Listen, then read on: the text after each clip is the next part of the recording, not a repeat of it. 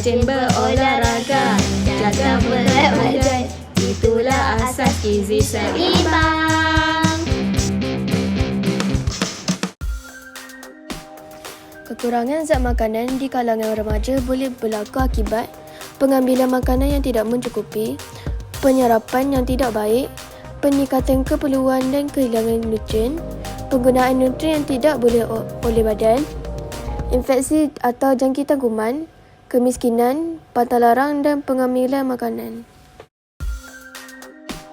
Kekurangan zat-zat makanan yang sering berlaku di kalangan remaja adalah zat besi, zinc, kalsium, folat dan loding. BMI bergerak. Gabungan mereka bentuk untuk mengukur BMI. Paparan menarik dan mudah bergerak.